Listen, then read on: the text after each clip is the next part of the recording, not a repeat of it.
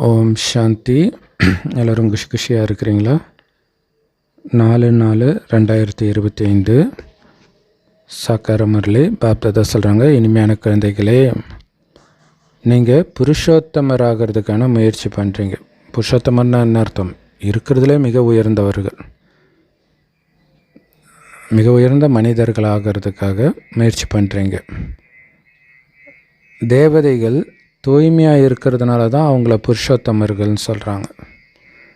So இப்போ நீங்களும் அதே மாதிரி தூய்மை ஆகிட்டு இருக்கிறீங்க தேவதை ஆகிறதுக்காக. கேள்வி: எல்லையற்ற தந்தை குழந்தைங்களுக்கு ஏன் அடைக்கலம் கொடுத்துருக்கிறாரு? ஏன்னா நாம் எல்லோரும் குப்பைத்தொட்டியில் இருக்கிறோம். பாபா குப்பைத்தொட்டியிலேருந்து வெளியில் எடுத்து அழகாக்குறார். அசுர குணம் நிரம்பியவர்களை தெய்வீக குணமுடையவர்களாக மாற்றுறார். நாடகத்தின்படி பாபா நம்மளை குப்பைத்தொட்டியிலேருந்து எடுத்து தன்னுடையவராக தத்தெடுத்து தன்னுடையவராகவே மாற்றிட்டார்.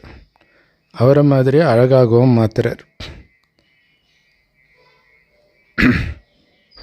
ஸோ அதுதான் பாபா அடைக்கலம் கொடுத்துருக்கார். குப்பைத்தொட்டியில் இருக்கிறாங்கன்னா என்ன அர்த்தம்? ஸோ சில குழந்தைகள் வந்து குப்பைத்தொட்டியில் போடுறவங்க அந்த காலத்துலலாம். அதனால தான் குப்பைத்தொட்டியாக வைக்கலையா என்னன்னு தெரில. அடிக்கடி குப்பைத்தொட்டியில் குழந்தை இருக்கும், தவறான முறையில் குழந்தை பெற்றுக்கிறவங்க அந்த மாதிரி. ஸோ அந்த மாதிரி அப்போ அந்த குழந்தை அனாதை தானே, அந்த மாதிரி நாம் இருக்கிறோம். ஸோ நம்ம எடுத்து அவருடையவராக்கி அவரை மாதிரி அழகானவர்களாக தெய்வீக குணம் நிரம்பியவர்களாக மாற்றுறார். பாடல் எவ்வளோ சூப்பராக இருக்குல்ல. குப்பைத்தொட்டியிலேருந்து எடுத்து வளர்த்துருக்கிறார் பாபா. இதுதான் உண்மை. அதிகாலையில் யார் வந்தா? ஸோ அதிகாலைன்றதே இந்த சங்கமயுகம் தான். பாபா தான் வந்திருக்கிறார். பாபா வந்ததுனால தான் அது அதிகாலை. சூரியன் வர்றதுனால தானே அதிகாலை. அதேமாதிரி ஞானசூரியன் வருவதனால தான் இதுவும் அதிகாலை, சங்கமயுகம். ஓம் சாந்தி. இரவை பகலாக்கிறதுக்கு பாபா வந்து தான் ஆகணும். அவர் வந்துட்டார். அப்போ இரவு பகலாக போகுது. இதுக்கு முன்னாடி சூத்திர குலத்தை சார்ந்தவர்களாக சூத்திர புத்தி உடையவர்களாக நாம் இருந்தோம். இப்போ தெய்வீக புத்தி உடையவராக மாறணும். அப்போ சூத்திர புத்தி இருக்கக்கூடாதுன்றதில் கவனம் வைக்கணும். ஸோ இந்த விராட ரூப சித்திரம் மற்றவர்களுக்கு புரிய வைக்கிறதுக்கு அற்புதமான சித்திரம். பாருங்கள், மேலேருந்து இறங்கி காலுக்கு வந்தது நாம தான் புரிய வைக்கலாம். எப்படி இந்த வர்ணத்துக்குள்ளே நீங்கள் போகிறீங்க அப்படிங்கிறது உங்களுக்கு தெரியும். பரமபிதா பரமாத்மா நம்மளை சூத்திரர்களிருந்து பிராமணர்களாக மாற்றியிருக்கிறார். ஒவ்வொரு கல்பத்தில் சங்கம யுகத்தில் நாம் பிராமணர்களாக ஆகிறோம். பிராமணர்களை புருஷோத்தமர்கள்னு சொல்ல முடியாது. புருஷோத்தமர் ஆகிறதுக்காக முயற்சி பண்ணுறவர்கள் தான் பிராமணர்கள். தேவதைகளைத்தான் புருஷோத்தமர்கள்னு சொல்ல முடியும். ஸோ புருஷோத்தமர் ஆகிறதுக்காக பிராமணர்களாகிய நாம் இப்போ முயற்சி பண்ணிகிட்டு இருக்கிறோம். அழுக்கிலிருந்து தூய்மை ஆகிறதுக்காகத்தான் மனிதர்கள் அப்பாவை கூப்பிட்டுட்டு இருக்கிறோம் பக்தியில். ஸோ ஒவ்வொருத்தரும் உங்களை நீங்களே கேளுங்க, நான் எந்த அளவுக்கு தூய்மையாகி இருக்கிறேன். ஏன்னா அதுக்கு தானே கூப்பிட்டீங்க. வந்துட்டார். தூய்மைக்கான மகா மந்திரம் மன்மனாபாவ மந்திரத்தை கொடுத்துட்டாரு. அந்த மந்திரத்தை நீங்கள் தானே பிரயோகப்படுத்தி தூய்மை ஆகணும். அவர் நினைவிலே மூழ்கணும். அந்த உலகியல் பள்ளியில் கூட மாணவர்கள் அந்த படிப்பை சிந்தனை பண்ணிக்கிட்டு இருப்பாங்க தானே. அந்த படிப்பின் மூலமாக என்ன ஆகிறோம்னு அவங்க புரிஞ்சுக்குவாங்க இல்லையா? அதே மாதிரி நாம் தேவதை ஆகிறதுக்காக பிராமணன் ஆகியிருக்கிறோன்றது உங்கள் புத்தியில் சதா ஓடிட்டு இருக்கணும் இல்லையா? இது அதாவது நான் கடவுள் எனக்கு சொல்லி கொடுக்குறாருன்ற போதை, பிராமணன் ஆகியிருக்கிறன்ற போதை, எல்லாத்தையும் விட தேவதை ஆகிட்டு இருக்கிறேன் அதுக்காக கடவுள் சொல்லி கொடுக்குறாரு. அந்த தேவதை ஆகிட்டு இருக்கிறன்றது தான் மிகப்பெரிய போதை. ஏன்னா அவங்க தான் புருஷோத்தமர்கள். இது உங்களுடைய விலை மதிப்பற்ற வாழ்க்கை. ஏன்னா நேரடியாக கடவுளுக்கு குழந்தையாக இருக்கிறீங்க. ஏன்னா இந்த ஜென்மத்தின் மூலமாக தான் தேவதை ஆகுறீங்க. சொர்க்கத்துக்கு போன பிறகு கூட கடவுளுக்கு குழந்தை கிடையாது, தேவதைக்கு தான் குழந்தை. இங்கே தான் கடவுளுக்கு குழந்தை, கடவுளுக்கு மாணவன், கடவுளே நடத்துகிறார் ராஜயோகத்தை. அழுக்கான நம்மளை தூய்மையாக்கிறதுக்காக. நாம் இப்போ தூய்மையான தேவதைகளாகிட்டு இருக்கிறோம். ஸோ இந்த வர்ணங்களை புரிய வைக்கிறது நல்லது. ஏன்னா அதை வச்சு தானே மனிதர்கள் கடவுள் இல்லை, இந்து மதத்தின் மீது வெறுப்பு, இதுக்கெல்லாம் காரணம் அந்த வர்ணம் பற்றி தவறான புரிதல். சந்நியாசிகள் இதை ஏற்றுக்க மாட்டுறாங்க இந்த வர்ணத்தை பற்றி. ஏன்னா தூய்மையாக இருந்தால் நாம் அப்படியே இறங்கிட்டு வருவோன்றதை அவங்க எல்லாரும் ஏற்றுக்க முடியல. நாம் எப்போவுமே தூய்மையாக தான் இருக்கிறோன்னு புரிஞ்சுக்கிறாங்க. ஆனால் 84 பிறவி கணக்கை அவங்க புரிஞ்சுக்கிறாங்க. அதே மாதிரி சந்நியாச மார்க்கத்தை சார்ந்த அவர்கள் 84 பிறவி எடுக்கிறது இல்லைன்னு புரிஞ்சுக்கிறாங்க.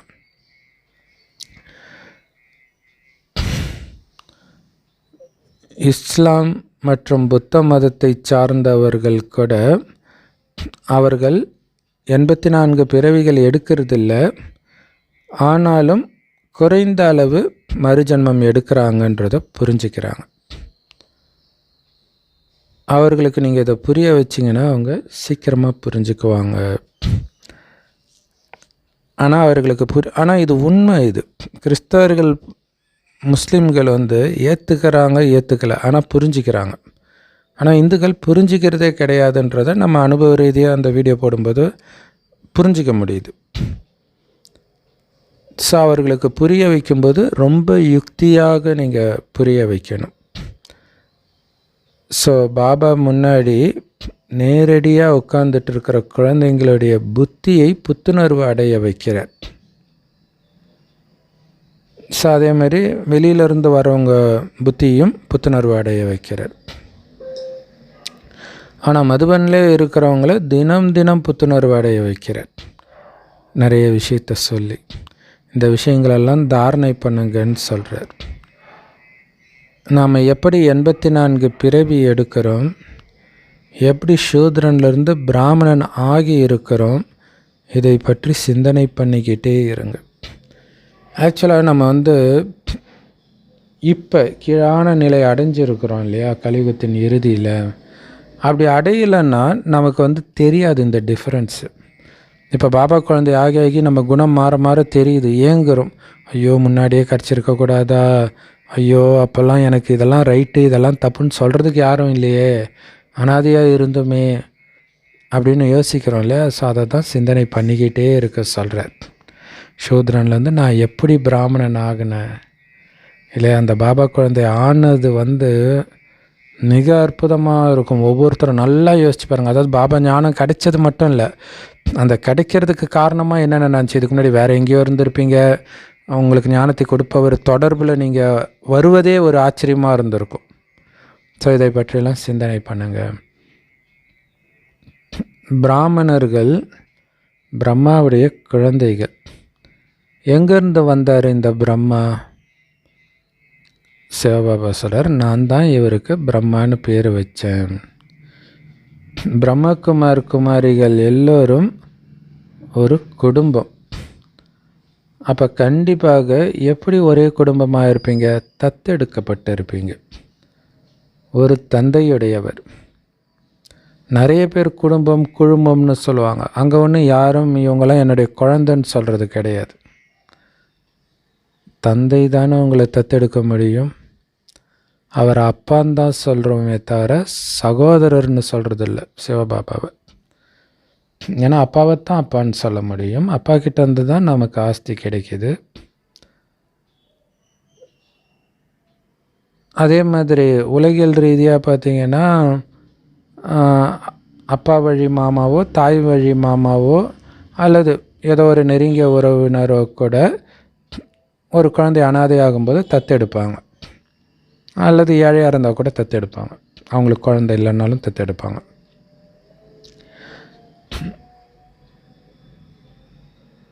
ஸோ யாரோ ஒருத்தர் ஒரு பெண் குழந்தைய குப்பை தொட்டியில் பார்த்தார். அதை எடுத்து ஒரு தம்பதிக்கு கொடுக்குறாங்க தத்தெடுக்கிறதுக்கு. ஏன்னா அவங்களுக்குன்னு குழந்தை கிடையாது. ஸோ இந்த மாதிரி நிறையா அப்போல்லாம் நடக்கும்.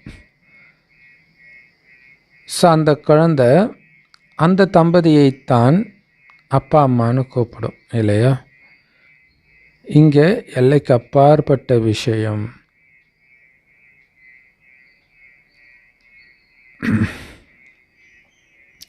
ஸோ குழந்தைகளாகிய நீங்கள் எல்லையற்ற குப்பை தொட்டியில் இருக்கிற மாதிரி தான் இப்போன்றார். இன்றைக்கி முரளியில் மெயின் இது தான், குப்பை தொட்டியில் இருக்கிறோம் நாமன்ட்டு. Love you Baba. ஆக்சுவலாக நாஸ்திகத்தை போதிப்பதற்காக கமலஹாசன் எடுத்த ஒரு படம் காதலா காதலா, அதில் குப்பை தொட்டியை பார்த்து கமலஹாசன் பாடுவார், அம்மாவும் நீயே அப்பாவும் நீயே. ஏன்னா குப்பை தொட்டியில் போட்டு போனாங்க அப்படிங்கிறதுக்காக. ஆனால் அந்த குப்பை தொட்டியை வளர்த்துது. இப்போ குப்பை தொட்டியை கும்பிட்றது எப்படி புத்திசாலித்தனமாக இருக்க முடியும்? குப்பை தொட்டிக்கு பிறந்தாரோம் அதனால். ஆனால் உண்மையிலே குப்பை தொட்டியில் தான் நாம் இருக்கிறோன்றதை பாபா சொல்கிறாருன்னும் போது எப்படி மெய்சில் இருக்குது பார்த்தீங்களா? ஸோ குழந்தைகளாகிய நாம் எல்லாருமே எல்லையற்ற குப்பை தொட்டியில் இருக்கிறோம். விஷக்கடலில் மூழ்கி கிடக்கிறோம். அவ்வளோ அழுக்காக இருக்கிறோம். நாடகப்படி பாபா தான் வந்து இந்த குப்பை தொட்டியிலேருந்து நீக்கி தத்தெடுக்கிறார். இந்த தமப்பிரதான உலகம் குப்பை தொட்டின்னு தான் சொல்ல முடியும். இந்த தமப்பிரதான உலகத்தை அசுர குணம் கொண்ட மனிதர்கள் தேக உணர்வு கொண்டவர்களாக இருக்கிறாங்க. காமம் மற்றும் கோபம்ன்ற விகாரம் தான் ரொம்ப பெரிய விகாரங்கள். ராவணனுடைய மிகப்பெரிய குப்பை தொட்டியில் நீங்கள் இருக்கிறீங்க. எப்படியெல்லாம் பாபா நமக்கு வெறுப்பு வர வைக்கிறார் பார்த்தீங்களா? ஜென்ரலாக இது என்ன அபசகமான வார்த்தைன்றாங்க. அதுதான் அபசகுனம்தான் இந்த உலகம். அதை விட்டு வெளியே வாங்கன்றார். உண்மையிலே நீங்கள் எல்லோரும் மிகப்பெரிய அகதிகள். பாபா கிட்ட அகதிகளாக வந்திருக்கிறோம். எதுக்காக? இந்த குப்பத்தொட்டிலேருந்து வெளியில் வர்றதுக்காக, அழகிய தேவதைகளாக மாறுறதுக்காக. இப்போ இலங்கையில் பிரச்சனைன்னும் போது அகதிகளாக மற்ற நாட்டுக்கு போகிறாங்க. ஏன்னா அந்த துக்கத்துலேருந்து தப்பிக்கணுன்றதுக்காக. அதே மாதிரி தான் இந்த குப்பத்தொட்டிலேருந்து தப்பிக்கிறதுக்காக தான் பாபா கிட்ட நம்ம அடைக்கலம் வந்துருக்கிறோம். அதன் மூலமாக தான் அழகிய தேவதைகளாக மாறுறோம். இப்போ இந்த உலகத்தில் உள்ள ஒவ்வொருத்தருமே மிகப்பெரிய குப்பத்தொட்டியில் தான் இருக்கிறாங்க. பாபா உங்கள் எல்லோரையும் இந்த குப்பத்தொட்டியிலிருந்து நீக்கி அவருடையவராக மாற்றுறார். இந்த குப்பத்தொட்டியில் வசிக்கிறவங்களுக்கு அது பழகி போயிடுச்சு. அதனால் என்ன ஆயிடுச்சுன்னா, அதிலேருந்து வெளியில் எடுத்தால் கூட மீண்டும் குப்பத்தொட்டியில் போகிறது தான் அவங்களுக்கு பிடிச்சிருக்குது. எப்படி சூப்பராக சொல்கிறாரு பலாவிய பாபா இல்லையா? அது நாற்று அடிக்குதுன்னா அந்த நாற்றுமே இவங்களுக்கு தேவாமிர்தமாக இருக்குது. மீண்டும் மீண்டும் அந்த காமம் கோபம் இதிலே மூழ்கி கிடக்கிறாங்கன்றார் பாபா. கரெக்டு தானே? ஒரு சில அந்த சாக்கடையில் இருக்கிற புழு எடுத்து வெளில விட்டால் செத்து போயிடும், மறுபடியும் சாக்கடை தேடி தான் போகும். அந்த மாதிரி இருக்கிறோம் நாம். பாபா உங்களை இந்த எல்லையற்ற குப்பை தொட்டியிலேருந்து நீக்கிறதுக்கு வந்திருக்கிறார். மனிதர்கள் கூட பாபா வந்து எங்களை அழகாக்குங்க அப்படின்னு பாபா சொல்கிறார். ஸோ பாபாவை கூப்பிட்றதே அப்படி தானே கூப்பிட்றாங்க. பாபா பாபான்னு கூப்பிட்டாலே ஐயோ கடவுளே என்னை கூப்பிட்டுட்டு போன்றதுடைய அர்த்தம் என்ன? எங்கே கூப்பிட்டு போவார்? துக்கம் நிரம்பி இந்த உலகத்தை விட்டு சுகம் நிரம்பிய உலகத்துக்கு அழைச்சிட்டு போவோம், துக்கம் இல்லாத உலகத்துக்கு அழைச்சிட்டு போவோம். அப்போ அதுக்கு நம்ம தகுதி ஆகணும், அழகாகணும்.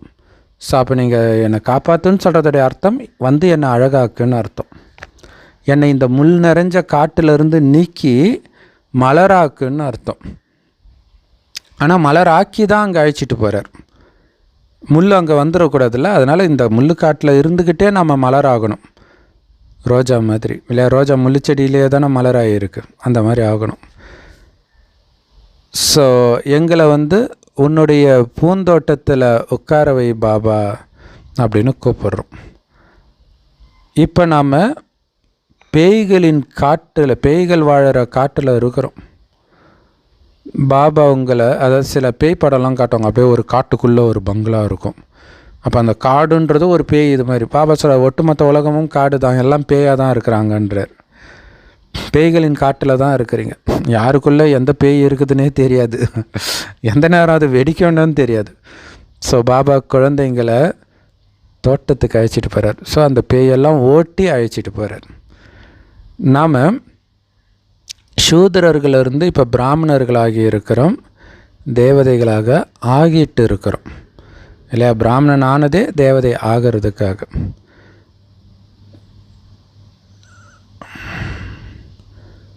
நாம் தேவதைகளின் ராஜ்யத்தை உருவாக்குறோம், பிராமணர்களின் ராஜ்யம் இல்லை. பிராமணர்களுக்கு ராஜ்யம் கிடையாது.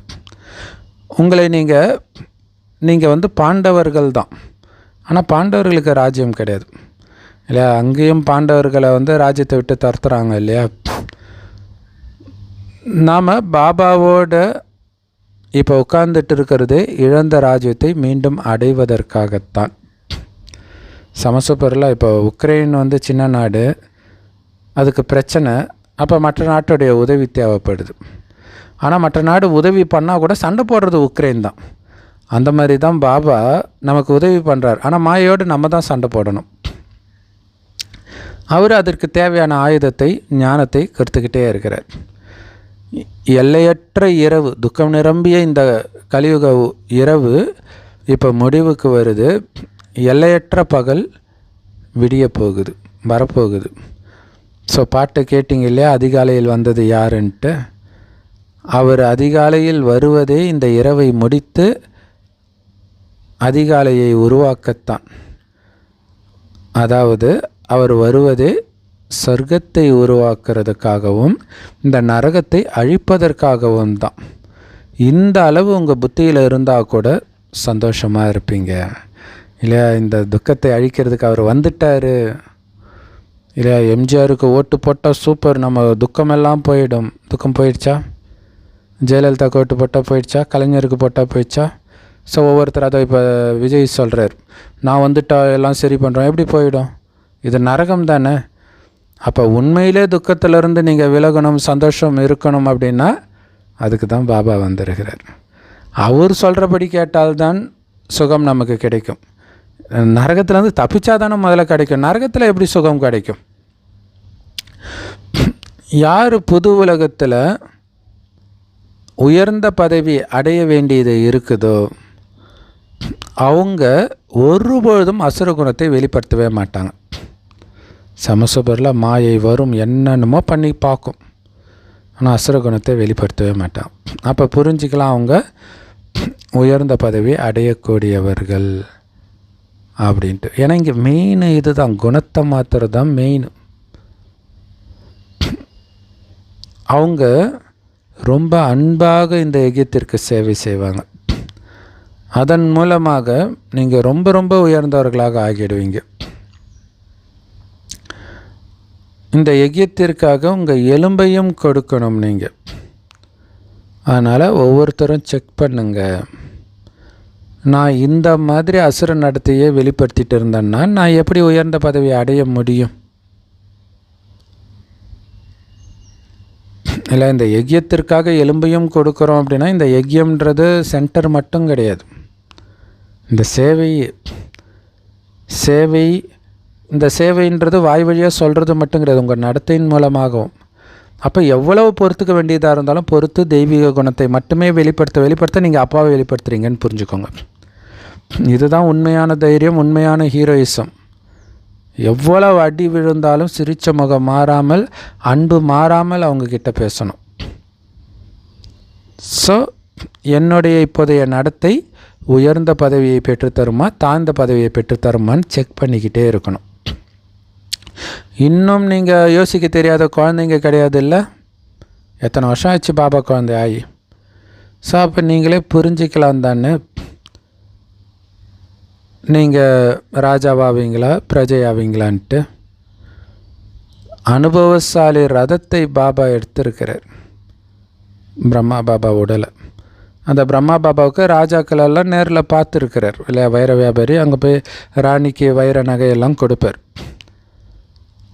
ஆக்சுவலாக ராஜாக்கள் வீட்டில் இருக்கிற வேலைக்காரர்கள் கூட அளவற்ற சந்தோஷத்தை அனுபவம் செய்வாங்க இல்லையா? ராஜா வீட்டில் இருக்கிறன்னா சாதாரண விஷயமா? ராஜாவோடு வாழறாங்க. இருந்தாலும் அவங்க வேலைக்காரர்கள் தான், வேலைக்காரன் தானே கூப்பிடுவாங்க. ராஜா வீட்டில் இருக்கனால ராஜானை கூப்பிடுவாங்க. ஆனாலும் அவங்களுக்கு அந்த சந்தோஷம் இருக்குது. ராஜா ராணி சாப்பிட்ற அதே சாப்பாடு சாப்பிடுவாங்க, இன்னும் கொஞ்சம் லேட்டாக சாப்பிடுவாங்க, அவ்வளோதான். அதே அரண்மனைக்கு வெளியில் வாழறவங்களால அந்த ராஜா ராணிக்கு சாப்பிட்ற சாப்பாடு சாப்பிட முடியாது. அப்போ அந்த வேலைக்காரர்கள் அவர்களையும் வரிசை கிரமம் இருக்குது. எல்லாருக்கும் ராஜராணி சாப்பிட்ற சாப்பாடே கிடைச்சிடாது, அரண்மனையிலே இருந்தால் கூட. ரொம்ப நெருக்கமான வேலைக்காரிகளுக்கு தான் அது கிடைக்கும். இப்போ கிருஷ்ணரே பார்த்துக்கிறாங்க அப்படின்னா அவங்க கண்டிப்பாக இவங்க சாப்பிட்றதே தான் சாப்பிடுவாங்க. அதேமாதிரி ராணிக்கு அலங்காரம் பண்ணுறாங்க, குழந்தைய பார்த்துக்கிறாங்க, அவங்களாம் கொஞ்சம் நெருக்கமானவர்களாக இருப்பாங்க இல்லையா? ஸோ பலவிதமான வேலைக்காரிகள் இருக்காங்க. ஒரு சிலர் ராணிக்கு அலங்காரம் பண்ணுவாங்க, குழந்தைய ஒரு சிலர் பார்த்துக்குவாங்க, சிலர் க்ளீன் பண்ணுற வேலை பார்ப்பாங்க. இன்றைய ராஜாக்கள் கூட எவ்வளவு வேலைக்காரிகள் இருக்கிறாங்க. அப்போ எவ்வளோ இருந்திருப்பாங்க யோசிச்சு பாருங்கள். சொர்க்கத்தில் அப்போ எத்தனை வேலைக்காரிகள் இருந்திருப்பாங்கன்னு மட்டும் யோசிச்சு பாருங்கள். ஸோ அவங்கவுங்களுடைய பிரிவுக்கு அவங்கவுங்க பொறுப்பு இல்லையா? இப்போ க்ளீனிங் ப்ராசஸ்னால் அந்த க்ளீனிங்க்கு ஒரு தலைமை வேலைக்காரங்க இருப்பாங்க. இதுதான் இப்போ பெரிய பெரிய கம்பெனிலெல்லாம் அப்படி தானே, க்ளீனிங்க்குன்னு அதுக்கு ஒரு இன்சார்ஜ் இருப்பாங்க. அவங்க மற்றவங்களெல்லாம் வேலை வாங்குவாங்க. இப்பயே நம்ம அதை பார்க்குறோம் இல்லையா? சொர்க்கத்தில் அது அப்படியே கண்டினியூ ஆகும். ஸோ இந்த இடத்த நீ பார்த்துக்கோ க்ளீன் பண்ணுறதுக்கு அப்படி ஒதுக்கி விட்டுருவாங்க. அதேமாரி ஒவ்வொரு வேலைக்காரர்கள் தங்குற இடமும் தனித்தனியாக இருக்கும். எல்லா வேலைக்காரர்களும் ஒரே இடத்துல தங்கவும் மாட்டாங்க. சொர்க்கத்தை அப்படியே கண்ணு முன்னாடி எடுத்துகிட்டு வர்றாரு பார்த்தீங்களா பாபா.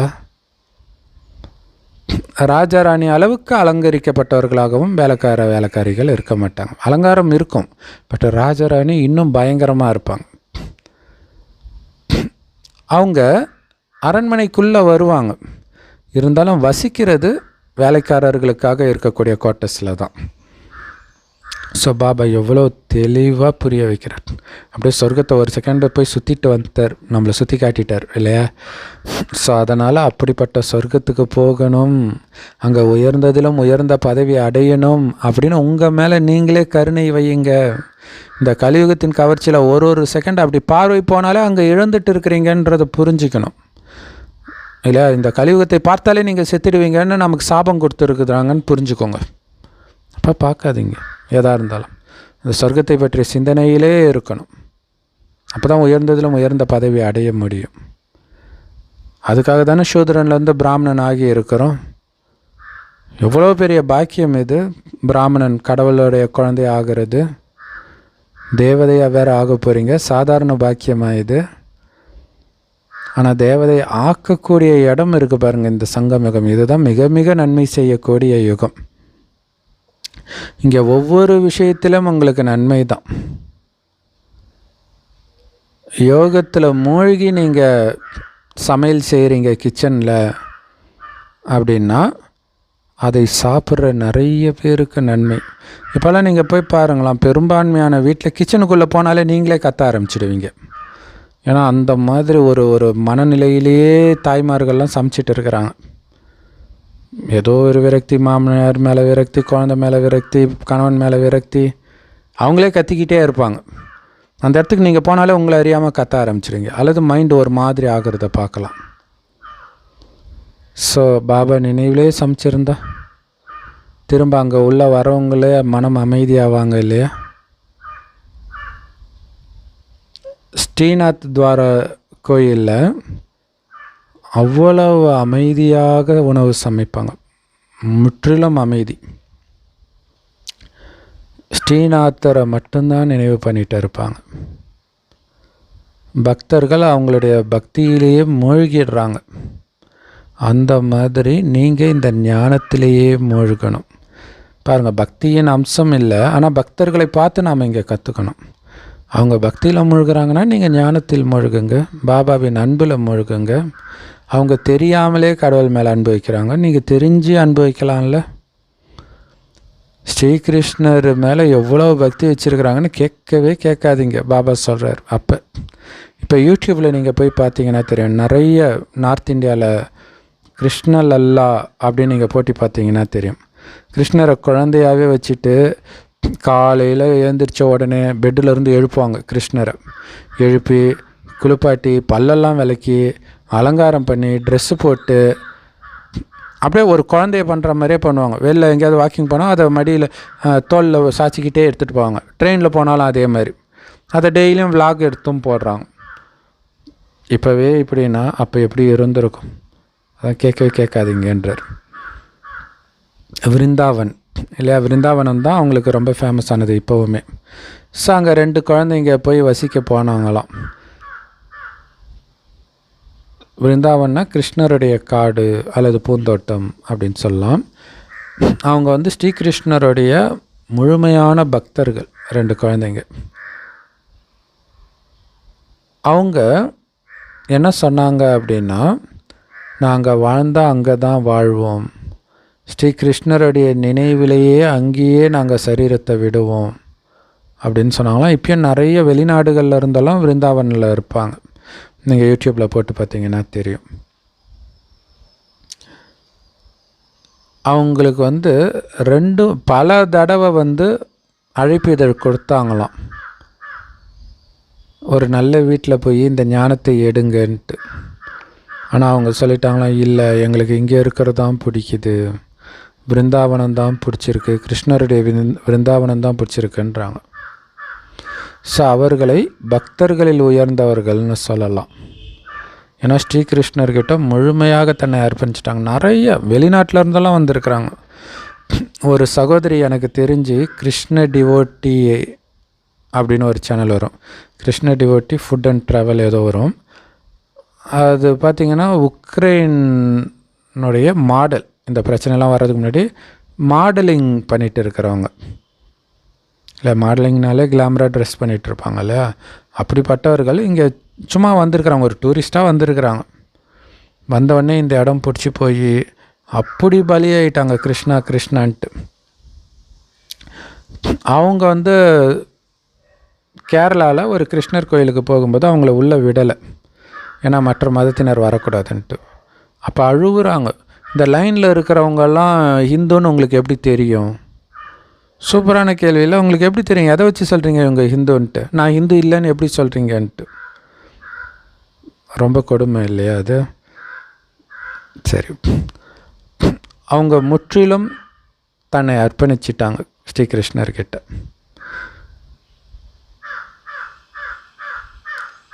நீங்கள் அந்த மாதிரி பாபா கிட்ட முழுமையாக உங்களையே அர்ப்பணிக்கணும். அதை ஏன் சொல்கிறாருன்னா, அந்த மாதிரி தானே நீங்களும் இருந்திருப்பீங்க பக்தியில். இப்போ நிஜத்திலே பாபா வந்துட்டார்னா உங்களை நீங்கள் அர்ப்பணிக்கணும் இல்லையா?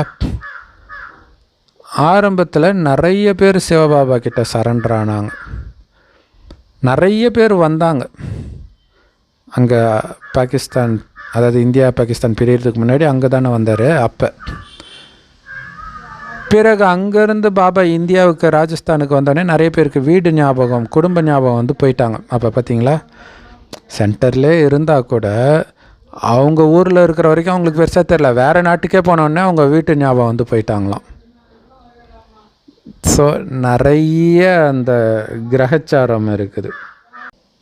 அப்போ பாருங்கள், பலவிதமான கிரகச்சாரம் பலர் மேலே இருக்குது. ஒரு சிலருக்கு ஒரு மாதிரி, இன்னொருத்தருக்கு வேறு ஏதோ கிரகச்சாரம் இப்படி வந்துடுது. பாபா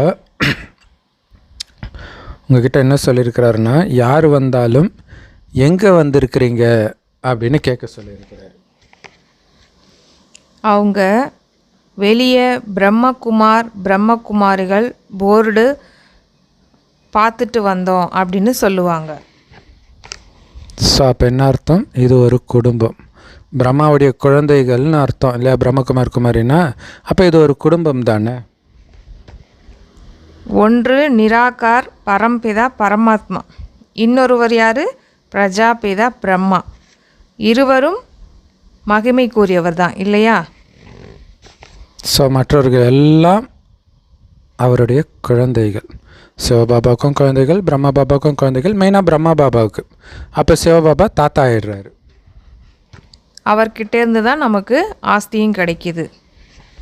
கரெக்டு தானே? தாத்தா சொத்து தானே பேரனுக்கு கிடைக்கும். அப்போ என்ன சொல்கிறாங்க, என்ன நினைவு செஞ்சீங்க அப்படின்னா நீங்கள் தூய்மை அற்றதிலிருந்து தூய்மை ஆனவராக ஆகிடுவீங்க அப்படின்னு நமக்கு வழியை சொல்கிறாரு. ஸோ தாத்தா சொத்தை அடையிறதுக்கான வழியை தாத்தாவே சொல்கிறாரு. முந்தைய கல்பத்தில் இதே அட்வைஸ் தான் கொடுத்தார். எவ்வளோ ஒரு உயர்ந்த படிப்பாக இருக்குது பாருங்கள். ஸோ அப்பா கிட்ட இருந்து ஆஸ்தி அடையிறோம் அப்படின்னு நம்மளும் புரிஞ்சுக்கிறோம். குழந்தைகளாகிய நீங்கள் மனிதனிலிருந்து தேவதை ஆகக்கூடிய படிப்பு படிச்சுக்கிட்டு இருக்கீங்க. இப்போ அதனால் கண்டிப்பாக தெய்வீக குணம் தாரணை ஆகணும். அப்போ தான் தேவதைன்னு சொல்ல முடியும். அப்போது நீங்கள் சாப்பிட்றது, குடிக்கிறது, பேச்சு, நடத்தை அதெல்லாம் எவ்வளோ ராயலாக இருக்கணும் பாருங்கள். தேவதைகள் ரொம்ப கம்மியாக சாப்பிடுவாங்க இல்லையா? டேஸ்ட்டாக இருக்குதுன்னு ஒரு கட்டு கட்ட மாட்டாங்க. அவர்களுக்கு எந்த ஆசையும் இருக்கிறது கிடையாது. எதனாலும் டெம்ப்ட் ஆக மாட்டாங்க.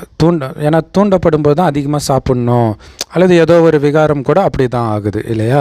36 வகை உணவு இருந்தாலும் சும்மா ரொம்ப ரொம்ப கம்மியாக தான் சாப்பிடுவாங்கன்றார். சாப்பிட்றதுல கூட ஆசை வைக்கிறது அப்படிங்கிறது அசுர நடத்தை ஆகும் அப்படிங்கிறாங்க. கரெக்டு தான். நிறைய எல்லாமே நல்ல குணமாக இருக்கும், ஆனால் சாப்பாடுன்னு வந்ததுன்னா ஒரு கட்டு கட்டுவாங்க. அது அசுர குணன்றார். ஏன்னா நீங்கள் பார்த்தீங்கன்னா மகாபாரதத்துலலாம் பகாசுரன் இவங்களாம் மனுஷனே சாப்பிடுவாங்கன்னுவாங்க. அப்படின்னா என்ன அர்த்தம்னா அந்த அளவுக்கு கொலை வெறியில் சாப்பாடுன்னு இறங்கிட்டால் அரக்கத்தனமாக சாப்பிட்றாங்கன்னு அர்த்தம். ஸோ அப்படி நம்ம சாப்பிட்றோமான்னு நம்மளே கேட்டுக்கணும். அதே மாதிரி தெய்வீக குணங்களை தாரணை செய்யணும் அப்படின்னா சாப்பிட்றது, குடிக்கிறது எல்லாமே ரொம்ப சுத்தமாகவும் சாதாரணமாகவும் இருக்கணும் அப்படின்னு அப்பா சொல்கிறாங்க. ஆனால் மாயா விட்டுருமா உங்களுடைய புத்தியை கல் புத்தி மாதிரி ஆக்கிடும். சுவையான உணவு இதெல்லாம் பார்த்த உடனே ஸ்ரீமத்து பாபா குழந்தை எல்லாம் மறந்து போயிடும். தேவதை ஆகிட்டு இருக்கிறோன்றதே மறந்து போயிடும். பிறகு என்ன ஆகிடுது? பதவியும் கூட அந்த மாதிரி ஆயிடுது. ஏன்னா இங்கே நம்ம நாக்ரூசிக்கு அடிமை ஆகிறோம் இல்லையா? இங்கே அடிமை ஆகிறோம் அப்படின்னாலே அங்கே வேலைக்கார பதவி தான் கிடைக்கும் அப்படின்னு அர்த்தம். சுயராஜ்ய அதிகாரியாக யார் இருக்கிறாங்களோ அங்கே தான் அங்கே ராஜ்யத்துக்கான உரிமையும் அடைவாங்க. ஸோ அதனால தான் கோயிலில் பார்த்திங்கன்னா கோபுரத்தில் சைடில் வயிறு பெருசாக ஆண் தேவதையும் பெண் தேவதையும் இருப்பாங்க வேலைக்காரனா. ஸோ உணவுக்கு அடிமையானவர்கள். ஸோ பாபா சொல்கிறாரு, பாபா ஒன்று சொல்லியிருக்காரு, தெரியாமல் வச்சு சாப்பிட்றத சொல்லுவார். ₹1 திருநாள் திருட்டு தான், ₹1,00,000 திருநாள் திரு. அப்போ அது ஒரு திருடுறதுக்கு சமம் தானே இல்லையா? சென்டரில் இருக்குது, எல்லோருக்கும் கொடுக்கணும், டேஸ்ட்டாக இருக்குதுன்னு ஒருத்தரே சாப்பிட்றாங்கன்னா திருடுறதுக்கு சமம். அப்போ பதவியும் அப்படி தான் இருக்கும்ன்றார். ஸோ உங்களுக்கு நீங்கள் நன்மை செய்கிறதுக்காக தானே இங்கே வந்திருக்கிறீங்க. அப்போ தெய்வீக குணத்தை தான் தாரணை பண்ணணும். ஏன்னா முதல்ல உங்களுக்கு நன்மை செய்யணும், அப்போ தெய்வீக குணம் இருக்கணும். ஸோ நன்றாக படிச்சிங்க அப்படின்னா, அப்புறம் மற்றவர்களை படிக்க வச்சிங்க அப்படின்னா உங்களுக்கு கண்டிப்பாக சன்மானம் கிடைக்கும் அப்படிங்கிறாரு.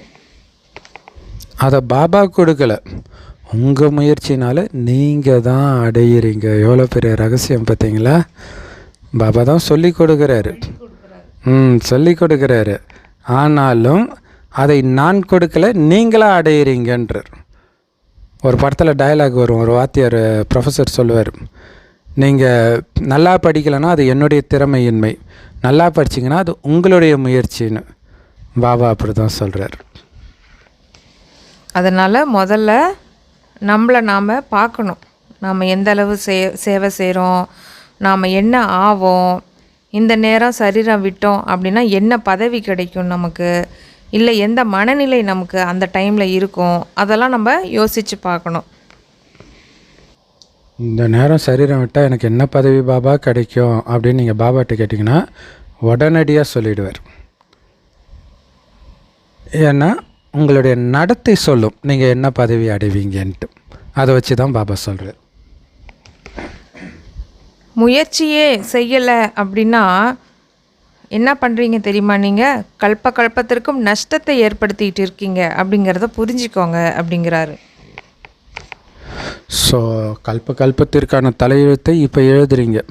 முயற்சி பண்ணுறதன் மூலம் உயர்ந்த தலைவிதி, பண்ணாததுனால நஷ்டம், தாழ்ந்த தலைவிதி. யார் நல்ல சேவை செய்கிறாங்களோ அவங்க தான் நல்ல பதவி அடைவாங்க.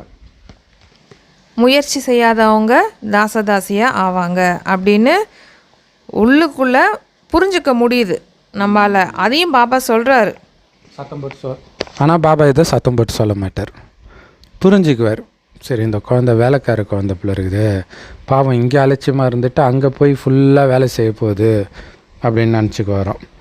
அதேமாரி பள்ளியில் கூட மாணவர்கள் நாம் படிப்பில் சீனியராக, அதாவது முன்னேறி போக முடியுமா இல்லையான்றதை புரிஞ்சிக்க முடியும்.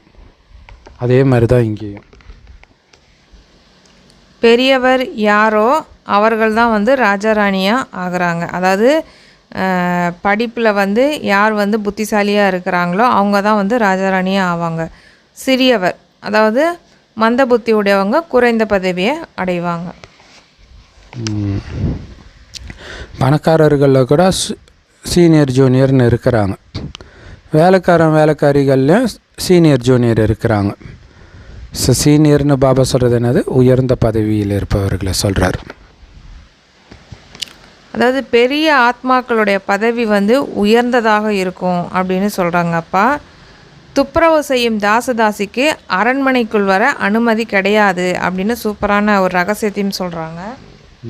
ஏன்னா வேலைக்காரிகளும் உள்ளே இருப்பாங்க, கிருஷ்ணரை பார்த்துக்கிறவங்க இவங்களும். ஆனால் துப்புரவு தொழிலாளர்கள் அவங்களுக்கு உள்ள அனுமதி கிடையாது. அதுதான் அவங்களுக்குள்ளேயும் பிரிவு இருக்குதுன்னு பாபா சொல்கிறார். ஸோ இந்த விஷயத்தெல்லாம் நீங்கள் நல்லா புரிஞ்சிக்கலாம். இன்னும் போக போக ரொம்பவே நல்லா புரிஞ்சிக்குவீங்கன்றார். இறுதி நேரம் நெருங்க பாபா எதுக்காக இது நமக்கு சொல்ல வராரு அப்படின்னா, நீங்கள் எந்த பதவிக்கு முயற்சி பண்ணணும் அப்படிங்கிறதுக்காக சொல்ல வராரு. அதாவது நம்ம இங்கே வந்திருக்கிறதே பார்த்தோன்னா பாபா அடிக்கடி சொல்லுவார், ராஜ யோகம் அப்படிங்கிறார். வேலைக்கார பதவி அடையிறதுக்காக நீங்கள் இங்கே வரலை, ராஜாவாகிறதுக்காகத்தான் இந்த படிப்புக்கே நீங்கள் வந்திருக்கீங்க அப்படின்னு சொல்கிறார் இல்லையா. அதை நம்ம ஞாபகம் வச்சுக்கணும் அப்படிங்கிறதுக்காக ஞாபகப்படுத்துகிறார். நீங்கள் ஒரு வேளை சரியாக முயற்சி பண்ணலை அப்படின்னா இந்த மாதிரி பதவிகள்லாம் இருக்குது, இந்த லிஸ்ட்டில் நீங்கள் வந்துடுவீங்க. ஸோ அதனால் நல்ல முயற்சி பண்ணுங்கள் அப்படின்ட்டு ஒரு எச்சரிக்கையும் நமக்கு கொடுக்குறாரு. இப்போ ஸ்கூலில் கூட சொல்லுவாங்க இல்லையா, டேய் நீ ஒழுங்காக படிக்கலைன்னா ஃபெயில் ஆகிடுவடா அப்படின்ட்டு சொல்லுவாங்க இல்லையா. அதனால் ஒழுங்காக படுறான்னு சொல்லிக்கிட்டே இருப்பாங்க இல்லையா. அது மாதிரி பாபாவும் நமக்கு எச்சரிக்கை இங்கே கொடுக்குறாரு. அதுவும் இல்லாமல் இது கல்பத்திற்குமான பதவிக்கான விளையாட்டு இது. ஸோ ரொம்ப எச்சரிக்கையாக இருக்கணும். ஸோ யார் உயர்ந்தவர்களாக முயற்சியில் இருக்கிறாங்களோ அவங்களுக்கெல்லாம் நீங்கள் மரியாதையும் கொடுக்கணும். பாருங்கள், குமாரக்கா தீதியை பாருங்கள், அதாவது பிரகாஷ்மணி தீதியை சொல்கிறார். ஏன் குமாரக்கான்னு சொல்கிறாங்கன்னா, குமார்கா ஆக்சுவலாக குமார்களுடையவர் அப்படின்னு அர்த்தம். அவங்க சீனியராக இருக்கிறாங்க பிரகாஷ்மணி தீதி. அப்போ அவங்களுக்கு நம்ம மரியாதை கொடுக்கணும் தானே. பாபா குழந்தைகளோட கவனத்திற்காக சொல்கிறாரு, யார் மகாராதி குழந்தைகளோ அவர்களுக்கு கண்டிப்பாக நம்ம மரியாதை கொடுக்கணும் அப்படிங்கிறாரு. அப்படி மதிப்பு கொடுக்கலை அப்படின்னா தன்மேல் பாவச்சுமையை ஏற்றிக்கிறாங்க அப்படிங்கிறாரு.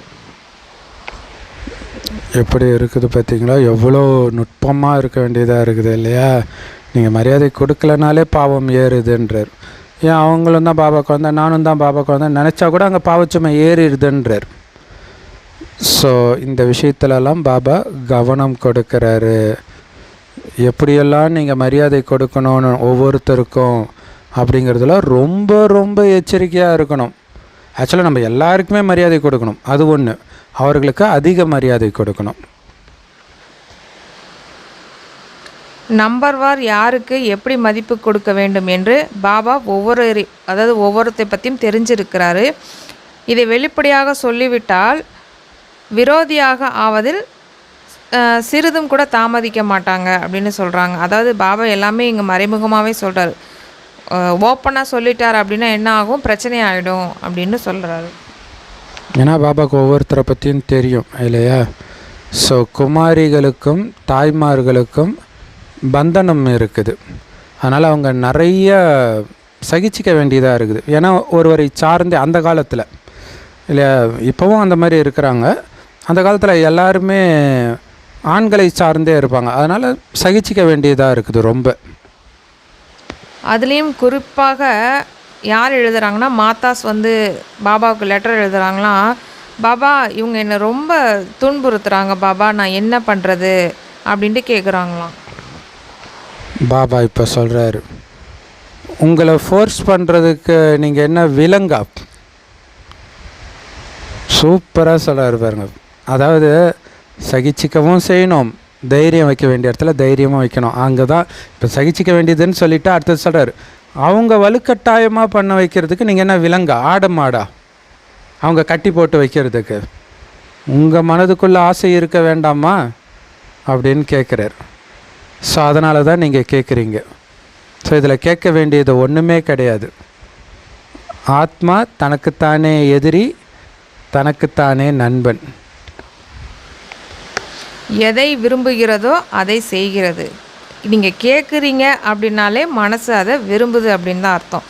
இதுக்கு ஒரு உதாரணம் சொல்லலாம் அப்படின்னா, நிறைய பேர் வந்து, அதாவது சில பேர் இந்த லவ் பண்ணுவாங்க. ஆனால் அப்பா அம்மா என்ன சொல்லுவாங்க அப்படின்னா, இல்லை உங்கள் 2 பேருக்கு இடையில் வந்து ஜோசியம் பார்க்கணும், 2 பேருக்கும் பர்ஃபெக்டாக மேட்சாக இருந்தால் மட்டும்தான் நாங்கள் மேரேஜ் பண்ணி வைப்போம் அப்படின்ட்டு சொல்லிவிடுவாங்க. இவங்களும் என்ன பண்ணுவாங்க, ஒரு ஜோசியக்காரராக போவாங்க. ஆனால் வந்து யாருமே வந்து இல்லை இது சரியில்லைன்னு சொன்னோடனே போக மாட்டாங்க அந்த ஜோசியக்கார்ட்ட. யார் வந்து இல்லை உங்களோட பொறுத்த சூப்பராக இருக்குது அப்படின்னு சொன்ன உடனே ஆஹா இவர் தான் நம்மளுக்கு கரெக்டான ஜோசியர் அப்படின்ட்டு வந்துடுவாங்க. அதே மாதிரி கூட நிறைய விஷயங்கள் அந்த மாதிரி நடக்கும். அதாவது வந்து நம்ம தப்பு பண்ணுறத யார் சரின்னு சொல்லுவாங்க அப்படின்ட்டு வெயிட் பண்ணிகிட்டு இருப்பாங்க. அந்த மாதிரி ஆட்களை தான் தேடிட்டு இருப்பாங்க.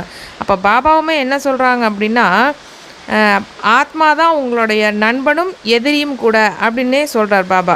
அப்போ வந்து உங்களால் வெளியில் வர முடியும்னா முடியும். ஆனால் வந்து நீங்கள் என்ன பண்ணிக்கிறீங்க, இப்படி செய்கிறாங்க அப்படி செய்கிறாங்க அப்படின்னு உங்களை நீங்களே வருத்திக்கிறீங்க இல்லையா? ஸோ அதை தான் பாபா இங்கே சொல்கிறாங்க.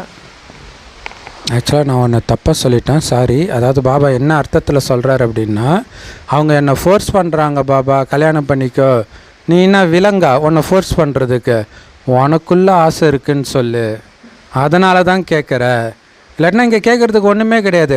அதை சொல்கிறார். அப்போ உனக்கு நீ தான் நண்பன், நீ தான் எதிரி, நீ விரும்பினதை உன்னால் பண்ண முடியும். அப்போ நீ என்கிட்ட கேட்குறன்னா கண்டிப்பாக உனக்கும் கல்யாணம் பண்ண ஆசை இருக்குது, ஆணுக்கும் சரி பெண்ணுக்கும் சரி. இதே மாதிரி தான் ஒரு தடவை வந்து பாபாட்ட வந்து, பாபா வீடு கட்டலாமா அப்படின்ட்டு கேட்டாங்கன்னா உடனே பாபா கட்டு குழந்த அப்படின்ட்டாராம். அதாவது பாபா எந்த நோக்கத்தில் சொல்கிறார் அப்படின்னா, அந்த குழந்தை கட்டணுங்கிற முடிவில் வந்துருச்சு, அதுக்கப்புறம் இல்லை குழந்தை வேணான்னு அப்படின்னு சொல்கிறதுக்கு அவர், ஏன்னா வச்சுட்டாங்க அந்த எண்ணத்தை வச்சுட்டாங்க, அப்போ கட்டு அப்படின்ட்டு சொல்லிவிடுவார் பாபா. ஸோ அப்படின்னா வீடே கட்டக்கூடாதா அப்படின்லாம் நினச்சிக்காதீங்க. வீடு பாபா கட்டலான்னு சொல்லியிருக்காரு. இந்த கல்யாணத்துக்கு தான் மெயினாக அதை சொல்லியிருப்பார். கல்யாணம் பண்ணிக்கவான்னு கேட்கும் பொழுது பாபா சொல்கிறாரு, நீங்கள் கல்யாணம் பண்ணாதன்னு சொன்னாலே நீ பண்ண தான் போகிற, ஆனால் நான் சொன்ன பிறகு நீ பண்ணனா உனக்கு பாவம் அதிகமாகிடும் அப்படின்னு பாபா சொல்கிறாரு. இங்கே முக்கியமான விஷயமே நினைவு தான். நினைவின் மூலமாக தான் தூய்மை ஆகுறீங்க. நம்பர் 1 லக்ஷ்மி நாராயணன் நினைவின் மூலமாக தான் ஆனாங்க, நம்பர் 1 தூய்மையானவர்களாக ஆனாங்க.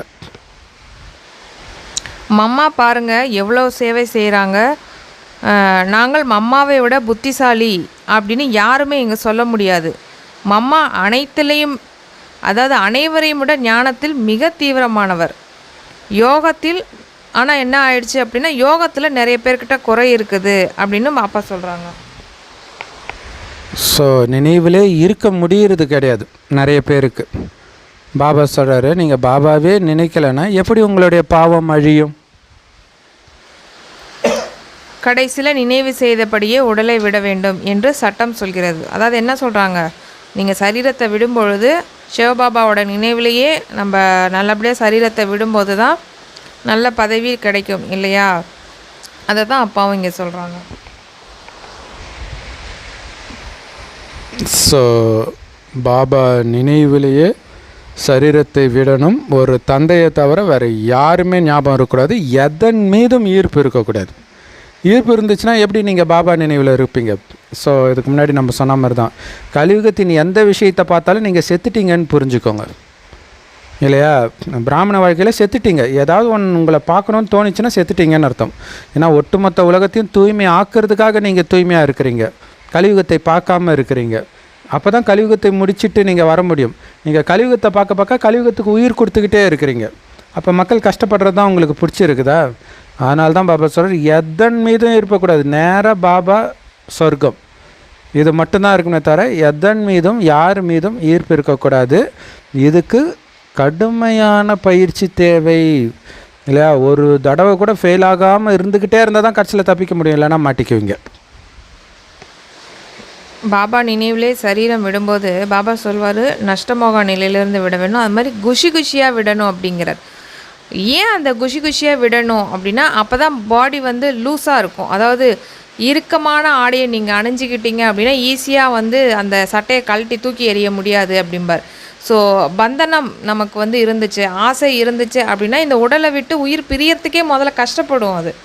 ஸோ வந்து எந்த அளவுக்கு நம்ம வந்து ஈஸியாக நம்ம வந்து இந்த, அதாவது எப்போ அந்த ஈஸியாக அந்த விஷயம் வரும் அப்படின்னா, நான் ஆத்மா வேறு உடல் வேறு, இந்த பயிற்சி நம்மளை முழு நாளும் பண்ணிக்கிட்டே இருக்க தான் அந்த ஈஸியாக அந்த நான் உடல் கிடையாது, நான் ஆத்மா தான், இப்போ நான் வந்து பரந்தாமத்துக்கு போயிட்டுருக்கேன், அடுத்தது சொர்க்கத்துக்கு போக போகிறேன்.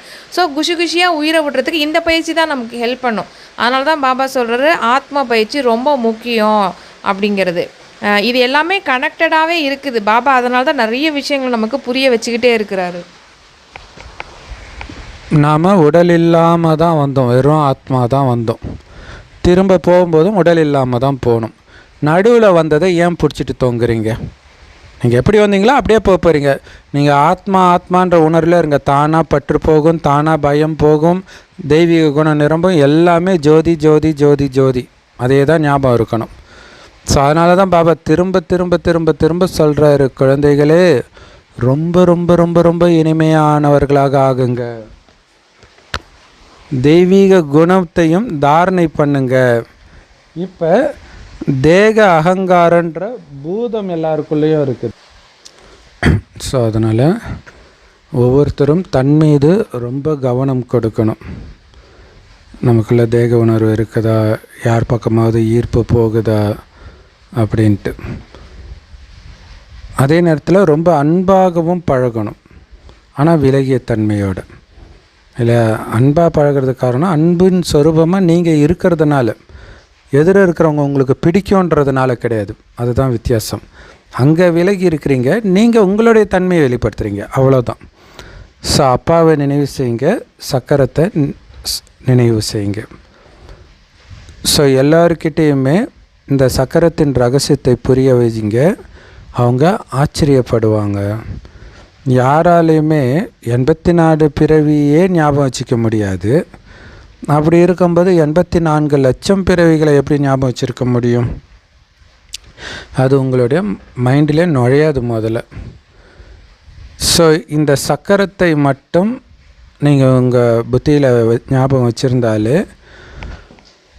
ஆஹா சௌபாக்கியன்றார், அவ்வளோ பெரிய பாக்கியம்ன்றார் இல்லையா? இந்த சக்கரத்தில் நான் இப்போ சக்கரவர்த்தி மகாராஜா ஆக போகிறேன். அது எவ்வளோ பெரிய விஷயம் இல்லையா? இந்த நாடகம் இப்போ முடிவுக்கு வருது. இந்த பழைய உலகத்தின் மீது உங்களுக்கு வைராக்கியம் வரணும். ஸோ கண்டிப்பாக அழிய போகுதுன்னு தெரிந்த பிறகு இதன் மீது பற்று வைக்கிறது புத்திசாலித்தனம் இல்லை, இல்லையா? அதனால தான் இது மேலே வெறுப்பு வரணும், வைராக்கியம் வரணும் அப்படின்னு பாபா சொல்கிறார். உங்களுடைய புத்தி யோகம் எல்லாம் அந்த அமைதியான சாந்தி தாமத்திற்கும் சுகம் நிரம்பிய சொர்க்கத்திற்கும் தான் இணைஞ்சிருக்கணும், இங்கே இருக்கவே கூடாது.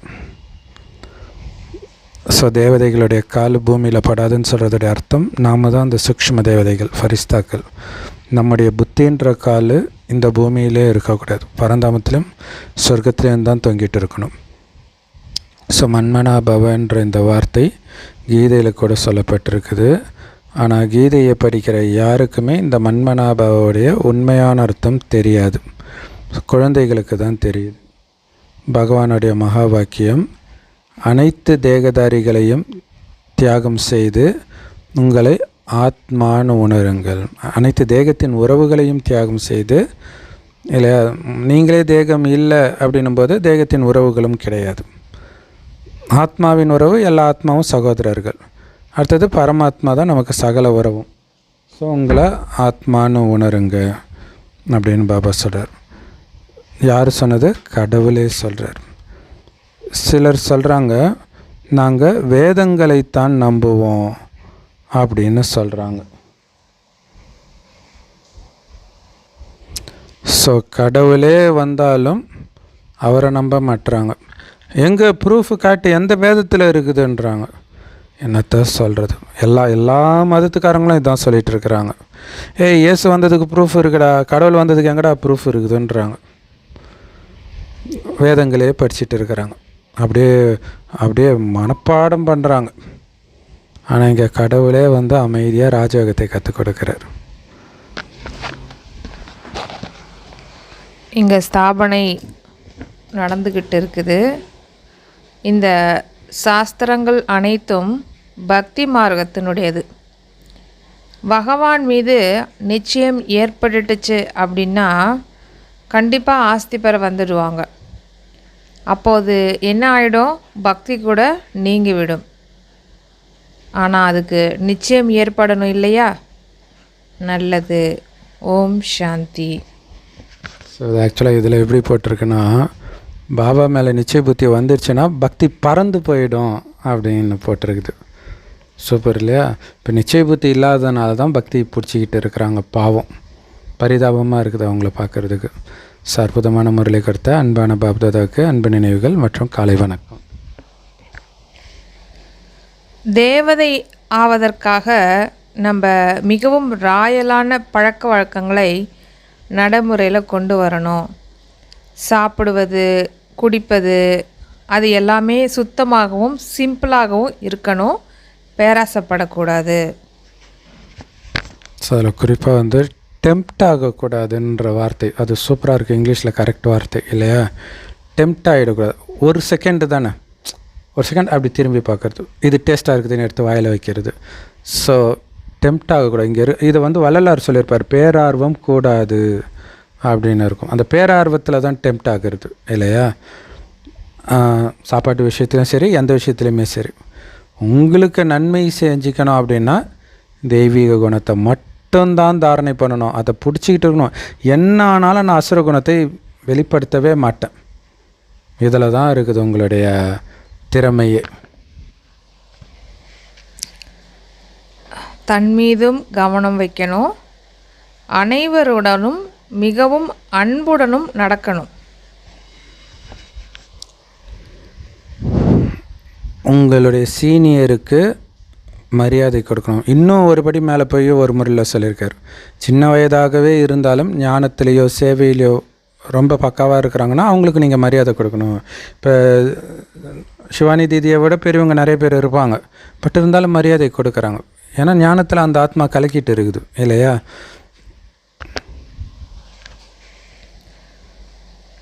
அதனால் ஆத்மாக்களுக்கு கண்டிப்பாக நம்ம மதிப்பு கொடுக்கணும். அது மட்டும் இல்லாமல் மிக மிக இனிமையானவராகவும் ஆக வேண்டும். தேக அபிமானத்தில் வரக்கூடாது. வரதானம். கடந்து போன விஷயங்களை கருணை உள்ளமுடையவராகி தனக்குள் கரைத்து விடக்கூடிய நற்சிந்தனையாளர் ஆகுக. ஸோ அதுக்கு விளக்கம் பாபா சொல்கிறாங்க, யாராவது உங்ககிட்ட வந்து பிறருடைய கடந்த கால பலகீனம், அவரை பற்றி உங்களுக்கு தெரியுமா? எனக்கு தெரியும், எங்கள் பக்கத்து வீட்டுக்காரர் தான் இங்கே அப்படியே ரொம்ப பழம் மாதிரி பேசுகிறாரு, அவருடைய கேரக்டர் தெரியுமா அப்படின்னு ஒருத்தர் பேச ஆரம்பித்தாங்கன்னா உடனே சுபபாவனையோடு அந்த இடத்த விட்டு வெளில வந்துடுங்கன்று. ஏன்னா அந்த விஷம் உள்ளே போயிடக்கூடாது. அந்த இடத்த விட்டு சரிங்க ஒரு நிமிஷம் அப்படின்னு நீங்கள் எட்ட வந்தீங்கனாலே கொஞ்சம் பாபா குழந்தையாக இருந்தால் யோசிக்க ஆரம்பிச்சிடுவாங்க நம்ம பண்ணுறது தப்புன்ட்டு. வீண் சிந்தனை, இந்த மாதிரி பலகீனமான விஷயங்கள் எல்லாம் தங்களுக்குள்ளே பேசிக்கொள்ளக்கூடாது. அதான் ஸ்ரீமத். அதனால தான் விலகி போகிறோம். இல்லைங்க நாங்கள் அதெல்லாம் கேட்கக்கூடாது, எங்களுக்கு ஸ்ரீமத் இல்லை அப்படின்னும்போது அவங்களுக்கு வந்து கொஞ்சம் யோசிப்பாங்க. நீங்கள் விலகுறீங்கனாலே அவங்க அந்த நேரம் வசப்பட்டால் கூட கொஞ்சம் நம்ம பண்ணுறது தப்புனாவது அவங்க உணர்வாங்க. ஸோ அதனால் கருணை நிரம்பியவராகி கடந்த காலத்தை அப்படியே உள்ளடக்கிடுங்க. ஒருவேளை உங்களுக்கே தெரிஞ்சிருந்தால் கூட அதை மற்றவர்கள்ட்ட சொல்லாமல் கருணை நிரம்பியவராகி அதை உள்ளடக்கிடுங்க இல்லையா? அது வாழ்க்கையை அழிச்சிடும் இல்லை? பிறருடைய வாழ்க்கை மற்றவர்களை எல்லாரும் அதே மாதிரியே பார்க்குறாங்க. ஒரு தப்பான விஷயத்த கடந்த காலத்தில் பண்ணிட்டாரு, அதை நீங்கள் மறுபடியும் கிளறி சொல்கிறீங்கன்னா எல்லோரும் அதே மாதிரி பார்த்தா பார்க்கறது எல்லாமே அவருக்கு சாபமாகுது. அதை புரிஞ்சுக்கணும். அப்போ உங்களுக்கு கருணை இல்லையா? அந்த குழந்தைய எவ்வளோ தான் டார்ச்சர் பண்ணுவீங்க? அதனால் கருணை நிரம்பியவராகி அதை உள்ளடக்கிடுங்கன்றார். அப்புறம் உள்ளடக்கி சுப பாவனையுடன் அந்த ஆத்மாவுக்கு மனசேவை செய்து கொண்டே இருக்க அப்படின்னு அப்பா சொல்கிறாங்க. கரெக்டு. யாராவது உங்ககிட்ட தவறான விஷயத்த சொல்கிறாங்க, செய்யறாங்க அல்லது கேட்குறாங்க, பழைய சமஸ்காரத்தின் காரணத்தினால அவங்களுக்கு அது பிடிச்சிருக்குது. இல்லை ஒரு சிலருக்கு தப்பாக பேசுகிறது பிடிக்கும், அல்லது அதை கேட்டுக்கிட்டு இருக்கிறது பிடிக்கும், அல்லது தப்பான விஷயத்தை பண்ணுறது பிடிக்கும். அவர்களை சுபபாவனையினால் நீங்கள் மாற்றணும்.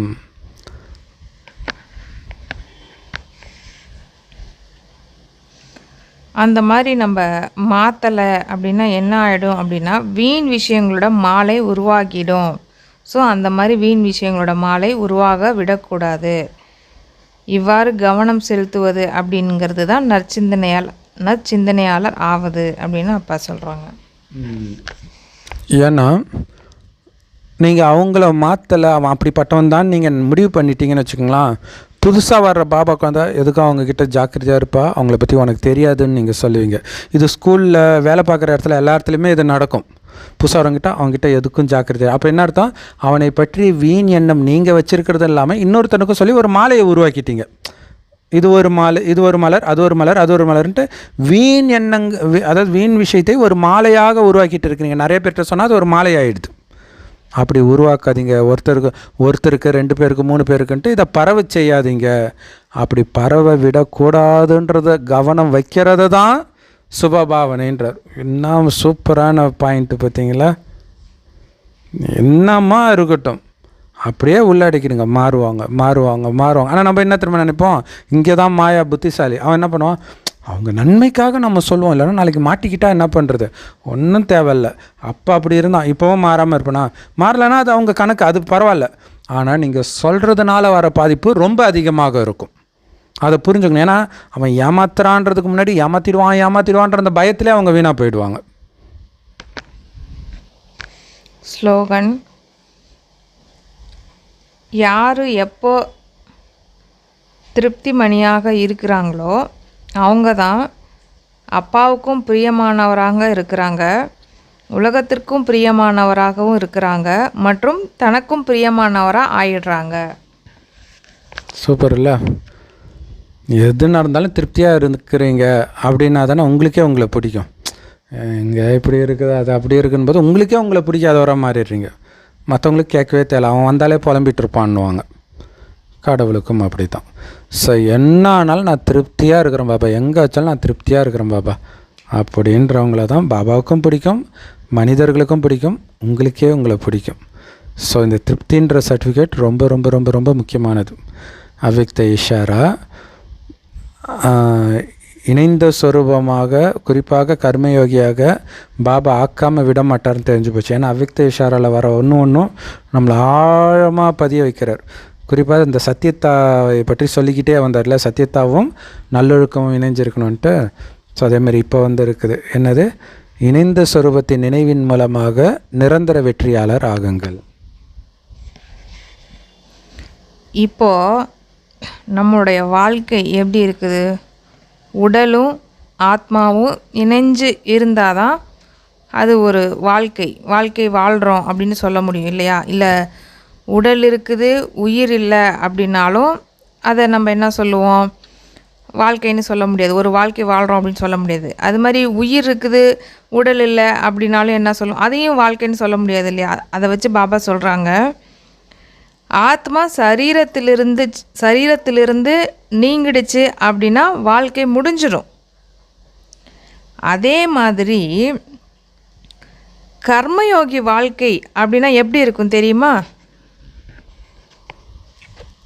கர்மா இல்லாமல் யோகா இருக்காது, யோகா இல்லாமல் வெறும் கர்மாவும் இருக்காது. அப்படி ரெண்டும் இணைஞ்சி, உயிரும் உடலும் எப்பயும் இணைஞ்சிருந்தால் தான் அங்கே வாழ்க்கை நடக்குது.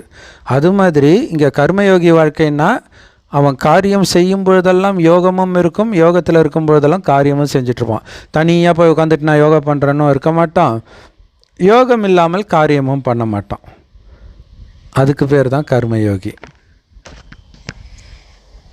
அப்படி சதா இணைந்த ரூபத்தில் இருக்கும்போது தான் நமக்கு வெற்றி கிடைத்து கொண்டே இருக்கும் அப்படின்னு பாபா சொல்கிறாங்க. ஏன் பாபா கர்மயோகியாக இருக்க சொல்கிறாரு? இப்போ பாருங்கள், மியான்மரில் நிலநடுக்கம் வந்துச்சு. இந்த மாதிரி நிலநடுக்கம் எப்போ வேணாலும் எங்கே வேணாலும் வரலாம். அப்போ உட்காந்து நான் தனியாக யோகா பண்ண போகிறேன்னு பண்ணவா முடியும் நம்மளால்? எப்போதுமே கர்மயோகா இருந்துக்கிட்டே இருக்கணும் நமக்கு. அப்படி இருந்தால் தான் அது கரெக்டான யோகாவாகவே இருக்கும். பாபா இங்கே மற்ற ஹடயோகிகள் மாதிரி தனியாக உட்காந்து சொல்லி தரணும்னு கிடையாது. ஆனால் பாபா சொல்கிறாரு, காலையில் எழுந்திரிச்சு அமைதியாக ஒரு இடத்துல உட்காருங்க, வாக்கிங் போகும்போது. பட் வாக்கிங் போகிறது கூட ஒரு கர்மா தானே வச்சுக்கோங்களேன். அமைதியாக உட்காருங்கன்னு சொல்கிறாரு, இல்லைன்னு நாங்கள் சொல்லலை. இருந்தாலும் இந்த கர்மயோகா அப்படிங்கிறது காரியம் செஞ்சுக்கிட்டே யோகாவும் இருந்துக்கிட்டே இருக்கணும். ஏன்னா ரெண்டுமே இருக்கணும் நமக்கு. ஏன்னா இது இப்போ சொல்லி கொடுக்குற அந்த கர்மயோகா எதுக்காக சொல்லி கொடுக்குறாரு அப்படின்னா, சொர்க்கத்திற்கான பயிற்சி இது. அங்கே எல்லாருமே அப்படி தான் இருப்போம். அந்த பயிற்சிக்கு தான் இப்போ நம்மளை ரெடி பண்ணிகிட்டு இருக்கிறாரு. Super sister. ஓம் சாந்தி. செம்ம பவர்ஃபுல் முரளி. நிறைய ரகசியம். குறிப்பாக குப்பை தொட்டி மறந்துடாதீங்க, குப்பை தொட்டிலேருந்து வெளியில் வரணும். ஓம் சாந்தி. குஷியாக இருங்க, குளிர்ச்சியாக இருங்க. ஓம் சாந்தி.